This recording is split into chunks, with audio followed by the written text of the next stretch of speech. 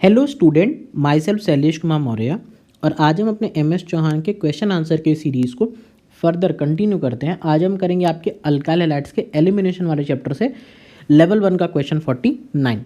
देखिए यहाँ पे हमें ये इतना भारी भरकम सा कंपाउंड बना के ये दे दिया है। इसे हमें H+ के साथ में हीट करना है।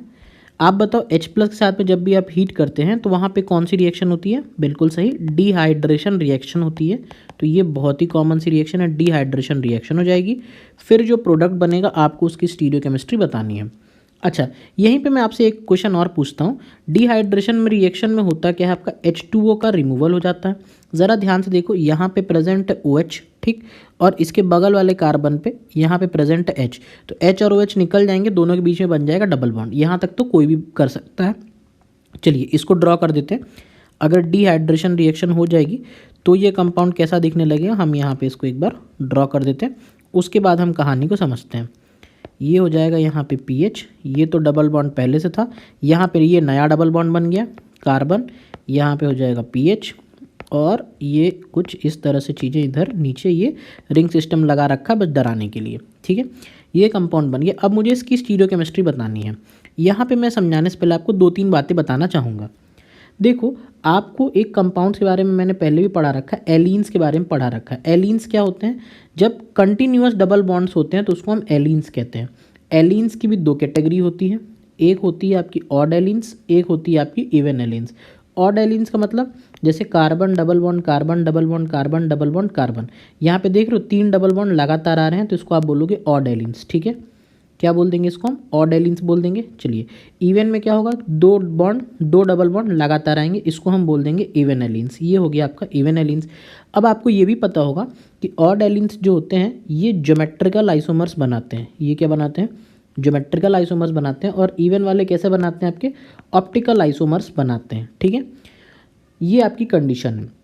इसमें फर्दर कंडीशन है कि ज्योमेट्रिकल बनाएंगे कब? जब अलग अलग एंड्स पे हो, उस पे नहीं जाएंगे।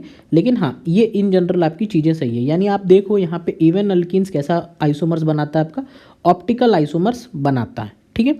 अब यहाँ पे इस वाले अल्कीन ने पहचानिए ये किस तरह का अल्कीन है। यहाँ पे अगर आप इस फिगर को ऑब्जर्व करिए, ठीक है, ध्यान से बस इतनी ही चीज़ों को ऑब्जर्व करिए।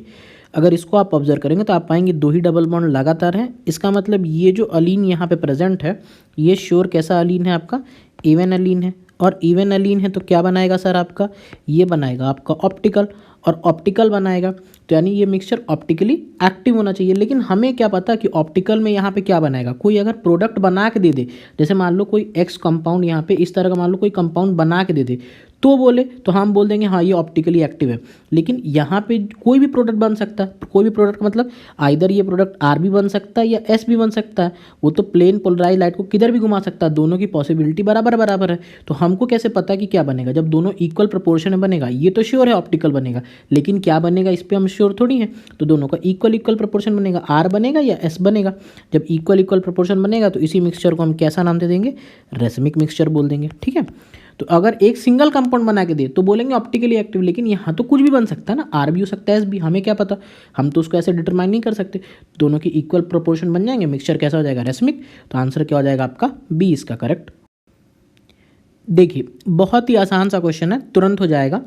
ध्यान से देखिएगा, मुझे ये कंपाउंड दे रखा हुआ है क्वेश्चन 50 में। ये आपका कंपाउंड दे रखा हुआ है, ये मुझे एज अ फाइनल प्रोडक्ट बनाना है। ये मुझे कैसे बनाना है? ये जो स्ट्रक्चर है इसको एज अ, एक सेकेंड, इसको एज अ फाइनल प्रोडक्ट के रूप में मुझे बनाना है और मुझे बताना है कि कैसे ये हो सकता है। आप बताइए, जब भी यहाँ पे आप यूज़ क्या कर रहे हैं? आप देखिए ध्यान से, ETO- को यूज़ कर रहे हैं, ठीक है। यानी ओवरऑल यहाँ पे जो रिएक्शन प्रोसीड हो रही है वो हो रही है E2 एलिमिनेशन रिएक्शन हो रही है, ठीक है। जनरली एलिमिनेशन E2 एलिमिनेशन है। और आपको ये भी पता है E2 एलिमिनेशन कैसी होती है? एंटी एलिमिनेशन रिएक्शन होती है, एंटी एलिमिनेशन होती है। ये चीज़ें आपको पता है।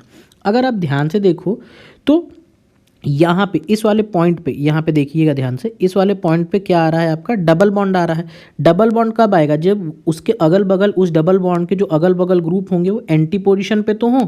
जैसे देखो, अगर मैं बस इतना ही ड्रॉ करता हूँ, यहाँ पे बस मैं ये वाला मेन पार्ट ही ड्रॉ करने की कोशिश करता हूँ, आपको समझ में आ जाएगा, ठीक है।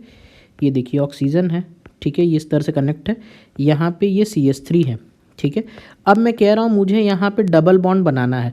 डबल बॉन्ड कब बनेगा? जब यहाँ पे कोई दो ग्रुप निकले। जैसे मान लो अगर मैं यहाँ पे कोई ग्रुप X लगा रहा हूँ तो उसके अपोजिट साइड में यहाँ पे कोई ग्रुप Y तो लगाऊँ, इस कॉन्फ़िगरेशन में होंगे तभी ये चीज़ पॉसिबल हो पाएगी।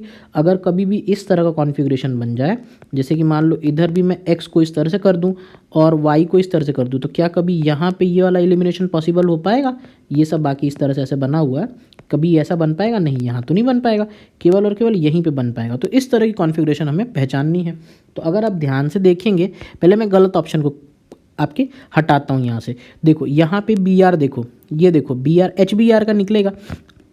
यहाँ बी आर भी वेट्स पे है, एच भी वेट्स पे, क्या एलिमिनेशन हो सकती है? नहीं, तो ये ऑप्शन तो कभी नहीं हो सकता।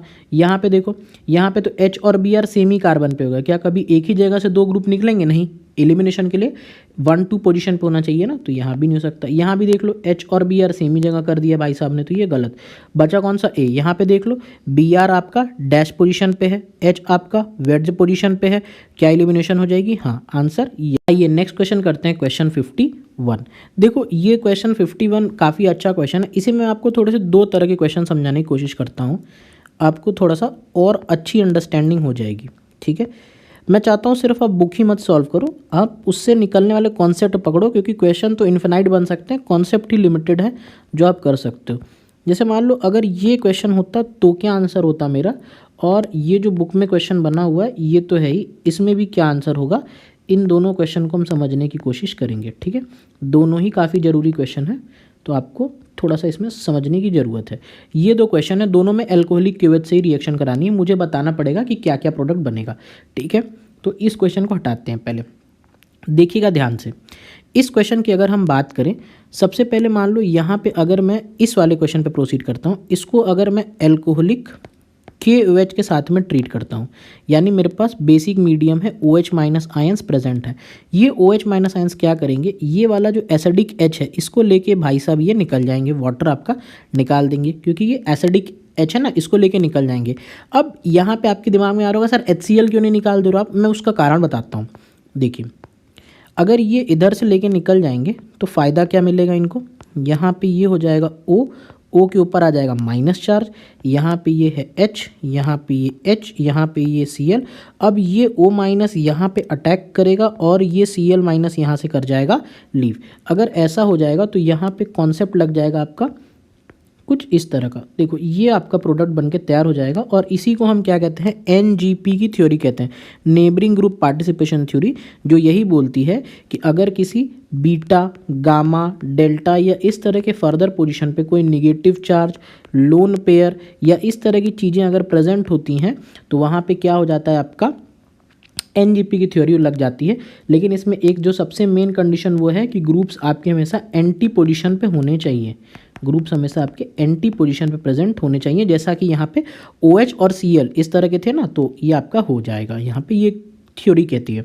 तो आपने देखा कि अगर मैं जस्ट क्वेश्चन में थोड़ी सी स्टीरियोकेमिस्ट्री चेंज कर दूँ तो आंसर मेरा ये बन के यहाँ पे तैयार हो जाता है। ये तो हो गया आपका ये वाला क्वेश्चन। ठीक है, अब ये कॉन्सेप्ट इस क्वेश्चन में अप्लाई नहीं होगा बगल वाले में। ऐसा क्यों, यहाँ पे देखो आप NGP लगाओगे कैसे। मान लो अगर आपने पहले एल्कोहलिक क्यूएच से ट्रीट किया, अब मैं इस क्वेश्चन की बात कर रहा हूँ, आपने अगर एल्कोहलिक क्यूएच पहली बार अप्लाई किया तो आप देखो यहाँ पे तो बना दोगे O माइनस, ठीक है, यहाँ पे तो रख दोगे इस तरह से Cl, और इधर H है इधर H है, तो क्या ये O माइनस और ये जो Cl अपोजिट पोजीशन पे है क्या, नहीं, अपोजिट पोजीशन पे नहीं है। इस वजह से इस क्वेश्चन में नेबरिंग ग्रुप पार्टिसिपेशन थ्योरी कभी भी नहीं लग पाएगी। जनरली NGP वाले प्रोडक्ट थोड़े से स्टेबल बनते हैं, इसीलिए वो प्रेफर कर जाते हैं, तो इस वजह से यहाँ पे वो रिएक्शन नहीं हो पा रही है। ठीक है, बात समझ में आ रही है क्यों नहीं NGP वाला कॉन्सेप्ट लग पा रहा है। तो अब देखो अगर NGP का कॉन्सेप्ट नहीं लग पाएगा तो क्या होगा, मैं एक बार फिर से ड्रॉ कर दे रहा हूँ यहाँ पे, यानी NGP वाला कॉन्सेप्ट तो रूल आउट हो गया। ये है OH, यहाँ पे H, और यहाँ पे ये Cl, यहाँ पे H। तो अब आप देखिए यहाँ पे NGP तो नहीं लग सकता, तो अब नॉर्मल एल्कोहलिक क्यूएच जो है आपका वो क्या करेगा, नॉर्मल एलिमिनेशन रिएक्शन देगा। आपकी एल्कोहलिक क्यूएच क्या करेगा, HCl आपका रिलीज करवा देगा यहाँ से H और यहाँ से Cl।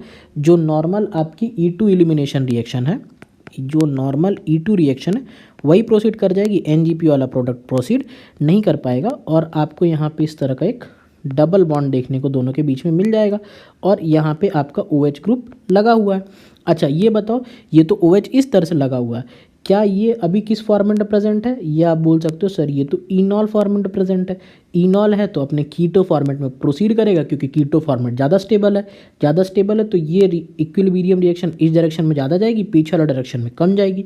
इस तरह का इक्विलिब्रियम बनेगा, और इसका आप अगर कीटो फॉर्मेट बनाओगे तो ये बन जाएगा साइक्लोहेक्सानोन, ये आपका बन जाएगा। तो ये मेरा फाइनल आंसर होना चाहिए, इसीलिए काफ़ी अच्छा प्रॉब्लम ये माना जाता है। तो आपको अब समझ में आया, ये साइक्लोहेक्सानोन बनना चाहिए। तो एक बार आंसर मैच कर लेते हैं। देखो इसका करेक्ट आंसर क्या हो जाएगा, ऑप्शन सी हो जाएगा। और अब आप ध्यान से देख सकते हो कि क्वेश्चन बी में ऑप्शन बी भी इस बुक में क्यों बना के दे रखा है, क्यों? क्योंकि पक्का अगर स्टीरियोकेमिस्ट्री बदल देंगे तो मेरा आंसर ऑप्शन बी आ जाता। नेक्स्ट क्वेश्चन देखते हैं, क्वेश्चन 52। क्वेश्चन 52 थोड़ा आसान सा ही है, बस एक दो चीज़ें इसमें देखनी है, जल्दी समझाता हूँ। देखिए मुझे यहाँ पे E2 रिएक्शन को कंपेयर करना है, इन सभी में E2 रिएक्शन को कंपेयर करना है। आप पहले मुझे यही बता दीजिए कि E2 रिएक्शन कहाँ पे होता है? एंटी एलिमिनेशन होता है, ये तो हम पढ़ पढ़ के थक चुके हैं। एंटी एलिमिनेशन रिएक्शन होती है, ठीक है। एंटी एलिमिनेशन होने के लिए होना क्या चाहिए? अगर कोई ग्रुप, एक ग्रुप मान लीजिए आपका वेड्ज पोजीशन में प्रेजेंट है, तो दूसरे ग्रुप को कहाँ पे प्रेजेंट होना होगा? डैश पोजीशन पे होना होगा। ये वाली कंडीशन होती है, ये सभी हम लोग को पता है। अब ज़रा सा देखते हैं, जैसे मैं स्ट्रक्चर फर्स्ट वाला पहले बनाता हूँ, ठीक है। देखिएगा सर आप, यहाँ पे ये जो CH3 है उसको इस तरह के पोजीशन पे बना रखा है इन्होंने, और Br को इस तरह से इन्होंने डैश पोजीशन में बना रखा है। तो अगर मैं अदर वाले ग्रुप्स को बनाऊँ, अगर यहाँ पे CH3 वेड्ज पे है तो ऑब्वियसली यहाँ पे H को इस तरह से डैश पोजीशन पे होना होगा, और इधर तो आपका एक H जो होगा ही प्रेजेंट ना, जो आपका वेड्ज पोजीशन पे इस तरह से मान लीजिए प्रेजेंट हो गई। तो इधर एलिमिनेशन रिएक्शन किधर से हो सकती है? क्या इस साइड से एलिमिनेशन रिएक्शन हो सकती है? इधर से एलिमिनेशन रिएक्शन हो सकती है क्या? नहीं, इधर से तो नहीं हो सकती, लेकिन इन दोनों में हो सकती है। हाँ, तो आपने ये देखा कि इस पहले वाले कंपाउंड में केवल वन साइड से ही E2 रिएक्शन पॉसिबल है, E2 पॉसिबल है, ठीक है। वन साइड से ही E2 पॉसिबल है, एक साइड से पॉसिबल तो है ही नहीं, ठीक है। अगर हम दूसरे वाले केस की तरफ चलें, नेक्स्ट इसी तरह से प्रॉब्लम बनाते हैं, एक एक करके समझते हैं चीज़ों को। देखिएगा यहाँ पे अगर ये हो गया मान लीजिए इस तरह से CH3, यहाँ पे भी हो गया इस तरह से, ये भी CH3, यहाँ पे डैश पोजीशन पे इस तरह से Br इन्होंने बना दिया, ठीक है। अब ज़रा देखो यहाँ पे अगर ये CH3 ऊपर वाला वेड्ज पे है तो ऑब्वियसली H जो होगा वो डैश पे हो जाएगा। यहाँ पे भी इस H को किस पे होना होगा? इस तरह से डैश पोजीशन पे होना होगा। आप देखो ये Br, ठीक है, ये H, दोनों के दोनों सेम पोजीशन पे। क्या E2 रिएक्शन पॉसिबल है इस साइड से? नहीं। क्या इधर वाले साइड से E2 रिएक्शन पॉसिबल है? नहीं, क्योंकि दोनों के दोनों ग्रुप तो सेम साइड है। यानी इस गिवन कंपाउंड में E2 रिएक्शन तो होगी ही नहीं, यानी E2 रिएक्शन इसमें पॉसिबल ही नहीं है, ठीक है, पॉसिबल ही नहीं है। ये भी बात आपको समझ में यहाँ पे आ गई। अब तीसरा कंपाउंड देख लेते हैं, CH3Br बना के दे रखा, और फिर जब तीनों की एनालिसिस हो जाएगी तो उसको ऑर्डर में तो अरेंज कर ही देंगे। चलो यहाँ पे ये दे रखा इन्होंने CH3, और यहाँ पे ये इन्होंने दे रखा इस तरह से आपका Br। अब ज़रा ध्यान से देखिएगा, यहाँ पे अगर मैं ग्रुप्स को बनाऊँ तो ऑब्वियसली ये CH3 वेड्ज पे है तो हाइड्रोजन को डैश पे प्रेजेंट होना होगा, और इधर भी एक हाइड्रोजन होगा जो डैश पे प्रेजेंट होगा ही होगा।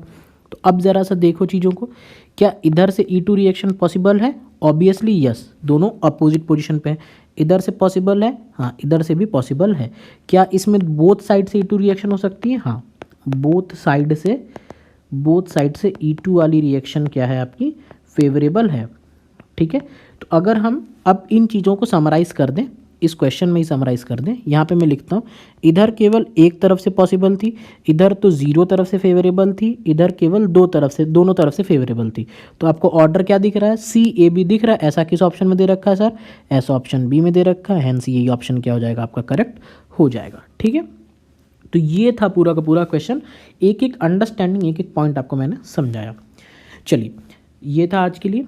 अगर आपको वीडियो अच्छा लगा तो वीडियो को लाइक और शेयर ज़रूर करना, और अगर पहली बार चैनल पे आए तो चैनल को सब्सक्राइब करके बेल नोटिफिकेशन ज़रूर प्रेस कर लेना, ताकि ऐसे ही यूज़फुल कंटेंट आपको हमेशा